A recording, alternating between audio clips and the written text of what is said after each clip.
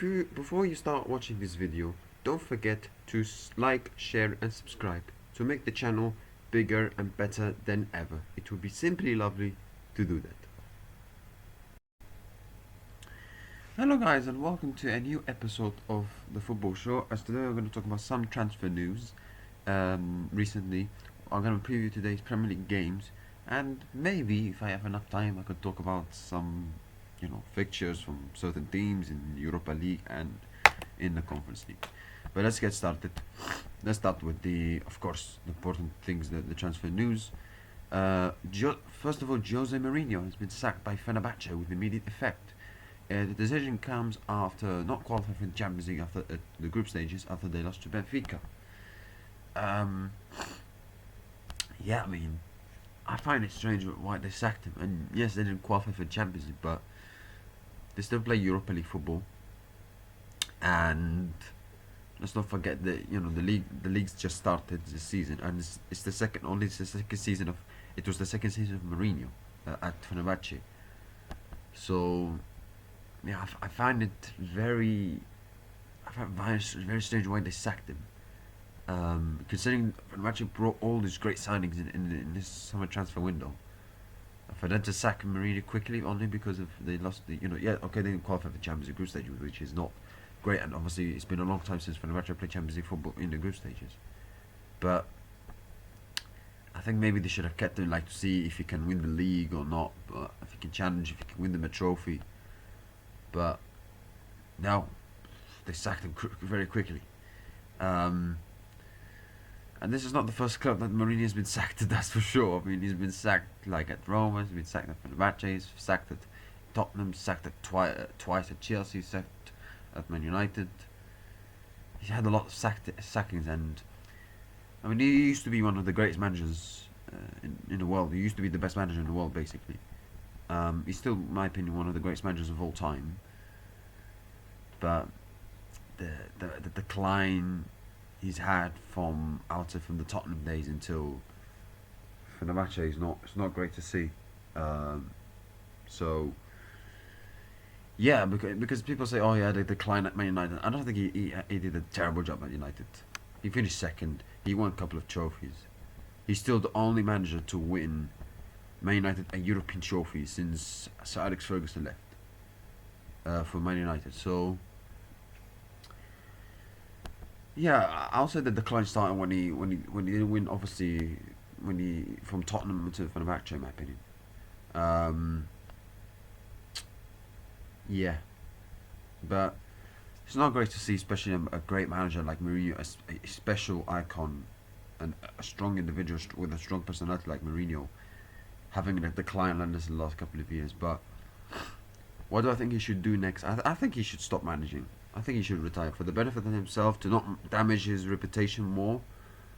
I would like him to not manage another team. That's what I would like to see. To not damage his reputation more. So yeah, but that's the news happened. Tottenham signed Xavi Simons from RB Leipzig. A top quality signing, I have to say. He's a very good player, Xavi Simons.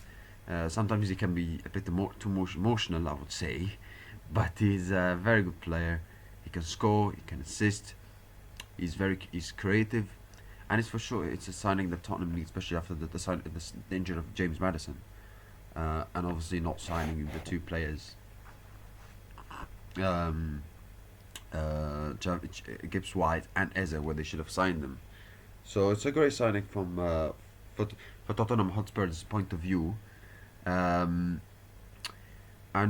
people say Tottenham hijacked Chelsea. I wouldn't say that to some extent, because I don't think Chelsea put a bid in. But there was, I think, 2 weeks ago, there was some rumours that that Chelsea, they agreed on personal terms with Xavi Simons. So I think you could say Chelsea missed an opportunity to get Xavi Simons. And let's not forget, Chelsea picked to get Chelsea picked to get Garnacho instead of Xavi Simons. I mean, very strange from Chelsea, but anyway, that's a very good signing from Tottenham.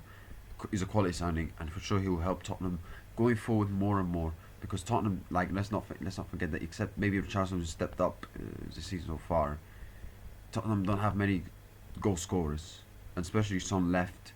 They don't have many. Maybe Dwayne Johnson can score, Richarlison can score, but they don't have many like players that they can score. And I think Javi Simmons, he can not only can score, he can assist, he can contribute a lot to Tottenham's attack. So I think he'll help Tottenham a lot, in my opinion. So that's a very very good signing for Tottenham Hotspur. Manchester United. Ruben Amorim, he insists to block Kobe Mainoo's exit, even on loan deal. He said, "I want Kobe to stay. He needs to fight for his place. We need Kobe." So that is not going to change. I mean, and he said, so he basically, Amorim said he's not gonna leave after the request to go on a loan deal. I mean, he's not been playing games. Kobe Mainoo has a good talent. He's very good. He has a good talent, and I think he showed that to some extent when he was playing under Ten Hag. But since Amorim came in, he's not played a lot of games, if I'm not mistaken. So yeah, it's not nice to see, especially for a young player like Kobe Mainoo, who we all thought he has a bright future. Like, I remember the games when he played against the likes of City in the FA Cup final, Liverpool a couple of times. He was brilliant in those games. So yeah, like, in my opinion, I think he should leave Man United, because if he wants to play games, if he wants to be the benefit of his career, he has to go and play somewhere else. Otherwise, he's wasting his time at United, not playing much. And yes, United saying, oh, they want to keep him. He needs to fight for his place. Yeah, but the position Ruben Amorim was talking about days ago was Bruno Fernandes, and Bruno Fernandes is the captain, so he can't be dropped. So I don't think Ruben Amorim wants him. In my opinion, yes, he says that he wants to stay, maybe because of for the squad depth, but in general, I don't think he's going to play him a lot of games. So I think Kobe Mainoo should leave Man United, because he's a quality player that has huge talent. That I think if he can keep doing what he's done from last year, where he was scoring goals against United and against City and Liverpool, if you can continue that level of progression in terms of development, I think he could be a brilliant player for not only for United, for any team. So yeah. Another news on also another transfer news. AS Roma agreed the deal to sign Kostas Tsimikas from Liverpool, loan deal until June 2026. I think it's the right decision for Liverpool to let him go, because obviously they have Kerkers, they have Andy Robertson, who by the way has been confirmed as one of the vice captains for Liverpool. So Tsimikas, he's not going to play a lot of games, especially they're having the likes of Kerkers and with the huge experience of Andy Robertson as well. So yeah, I think it's the right decision for Liverpool to let him go, and for the player to not be frustrated with the game time. So yeah, and he's not a bad player. I don't think he's good enough for Liverpool in terms of winning big trophies, but I think he's a decent left back, and I think when he goes to Roma, I think he should do okay there, should do well there. So yeah. Let's move on to the Premier League. We're going to preview today's Premier League games. Let's talk about Chelsea versus Fulham. Chelsea, very good performance against West Ham, winning 5-1. Not the best against Crystal Palace in the first game.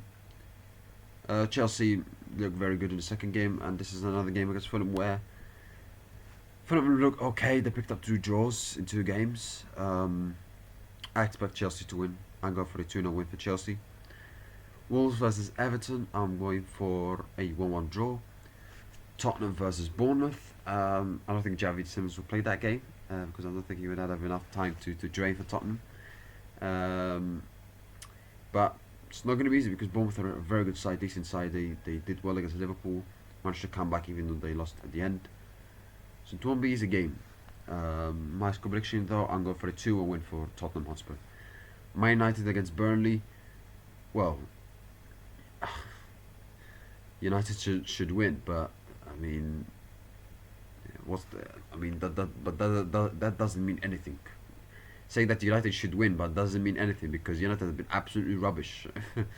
um, I don't know. Should I trust them? I'm going for 2-1 win for 2-1 win for Man United. That's it. Sunderland against Brentford. I'm going for a 2-2 draw. Leeds United against Newcastle. Leeds United did well against Everton, winning 1-0, and then they got battered by Arsenal. But to be honest, they're playing as a top quality team, so Arsenal compared to Leeds is like huge. But however, they got knocked out of the Carabao Cup by Sheffield Wednesday. So that was kind of a disappointment for Leeds fans, considering they dominated the game if you look at it in terms of statistics. But yeah, they play Newcastle, who they've had good performances recently in 2 games against Aston Villa and Liverpool, in my opinion, considering they were down to 10 men and losing 2-0, and they showed good fight backs. But they haven't been able to get the points, the wins. So, and obviously the Alexander Isak is still going on and on and on. But they've made some signings, especially Voltemade from Stuttgart. So that's going to be a very, very quality signing for Newcastle. My score prediction: I'm going for a 2-0 win for Newcastle United. And finally, let's talk about the Europa League and the Conference League draw. Obviously, there's some, interesting draws there. So in Europa League, obviously you got the likes of big teams involved there, likes of Roma, Fenerbahce, Aston Villa. Roma, they've got decent games, except maybe Lille, which could be a difficult one. Aston Villa, they have some tricky games. I think away games are, they've got a final away, which is not easy. They've got Fenerbahce away, which is not easy. But except that, I think they should be overall happy with what they got, in my opinion. And sorry, I don't know what happened, but anyway. And then you've got the likes of Porto, who they've got some difficult games. They've got I think that they should be happy with it. Sorry, maybe the difficult one is maybe Nice at home. But I think they should be and Forest away, but I think they should be happy with that draw. Lyon, they've got some. Yeah, they've got a very good. Maybe except Betis, they've got a good level of fixtures. Celtic, they have Roma, Feyenoord. They're okay, but maybe the first 2 is difficult. And then you've got the likes of Nottingham Forest. You've got Porto, Real Betis, Braga, which I think maybe except Porto and Real Betis, the other fixtures, they should be happy with it, in my opinion. So, yeah, that's the draw for the Europa League. And then you go to the Conference League. Crystal Palace, they've got as Alkmaar, Dynamo Kiev. They've got 3 tricky games. Obviously, the other 3 games is Shelbourne and Larnaca and Kops and those teams. They should win. But games like Strasbourg, Dynamo Kiev and AS Alkmaar, 3 tricky games. So let's see what Crystal Palace does. Fiorentina, again, obviously evolved the Europa League after semi-finals and finals in recent years. They've got Mainz and Dynamo Kiev. Rayo Vallecano, they have a good level of fixtures. Mainz, except Fiorentina, they have very good fixtures as well. And that's it, yeah. Yeah, Aberdeen, whatever. But so yeah, that's the draws for the Europa League and the Conference League. I'm only talking about the teams who have a chance to go very far in their competitions. But yeah, that's it, guys. Thank you. I wish you have a nice day. See you tomorrow, hopefully. And I wish you have a nice day. Bye.